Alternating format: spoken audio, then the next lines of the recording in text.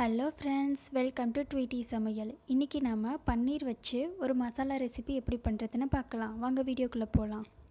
நான் 1 table spoon oil சேர்க்குறேன், olive oil சேர்த்துக்கிறேன். நீங்கள் நார்மல் குக்கிங் ஆயிலும் சேர்த்துக்கலாம். அதுக்கப்புறம் 2 பெரிய ஆனியனை நான் நறுக்கி வச்சுருக்கேன், அதையும் சேர்த்துக்கிறேன். இப்போ சேர்த்து நல்லா வதக்குறேன். ஒரு கோல்டன் நிறத்துக்கு வர மாதிரி வதக்கிக்கலாம். அதுக்கப்புறம் ஒரு 5 வரமிளகா சேர்த்துக்கிறேன். அதுக்கப்புறம் இஞ்சி பூண்டு தட்டி வச்சுருக்கேன், அதையும் சேர்த்துக்கிறேன். நீங்கள் நார்மலாக இஞ்சி பூண்டு பேஸ்ட் போடுறதுக்கு நீங்கள் தட்டி போட்டால் இன்னும் கொஞ்சம் டேஸ்ட் நல்லாயிருக்கும்.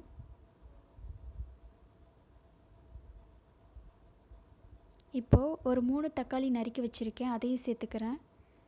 இது ஒரு கொஞ்ச நேரத்துக்கு நல்லா வதங்கணும்.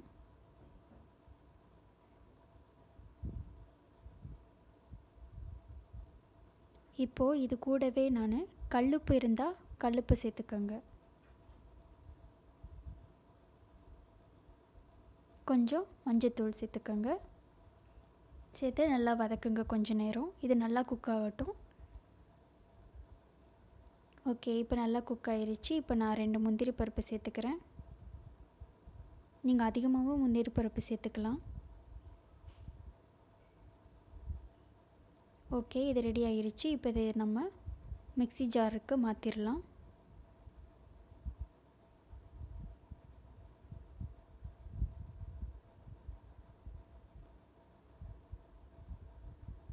ஓகே, இப்போ இதை நம்ம அரைச்சிடலாம். பாருங்கள், நல்லா அரைச்சிட்டு மசாலா ரெடி ஆகிருச்சு.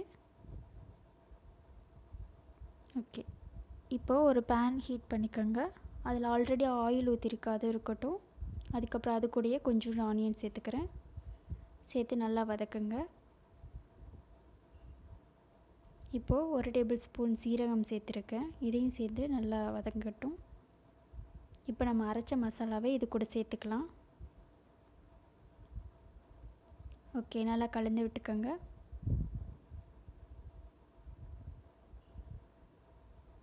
இது நல்லா பாயில் ஆகட்டும். ஓகே, இப்போ நான் பன்னீரை சின்ன சின்ன பீஸாக நறுக்கி வச்சுருக்கேன், அதையும் சேர்த்துக்கிறேன். நல்லா மிக்ஸ் பண்ணி விட்டுருங்க.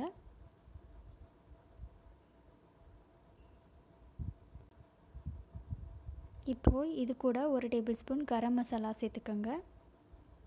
இதையும் சேர்ந்து நல்லா மிக்ஸ் பண்ணி விட்டுக்கோங்க.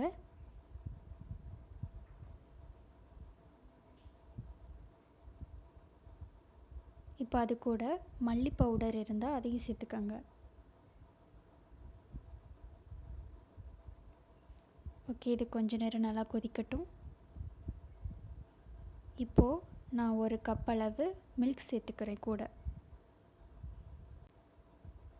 மில்க் சேர்த்த பிறகு அந்த ஸ்மெல் போகிற வரை நல்லா கொதிக்கட்டும்.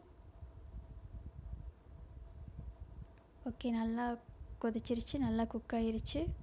இப்போ ஃபைனலாக கொத்தமல்லி எல்லாம் இருந்தால் தூவி விட்டுக்கோங்க. இந்த வீடியோ உங்களுக்கு பிடிச்சிருந்தா லைக் பண்ணுங்கள், ஷேர் பண்ணுங்கள் அண்ட் சப்ஸ்கிரைப் பண்ணுங்கள். ஓகே, இது ரெடி ஆகிருச்சு. இதை ஒரு பவுலில் நம்ம மாற்றிக்கலாம். பாருங்கள், எவ்வளோ சூப்பரான பன்னீர் வச்சு ஒரு மசாலா ரெசிபி. இது சப்பாத்தி, பூரி எல்லாத்துக்குமே ரொம்ப சூப்பராக இருக்கும்.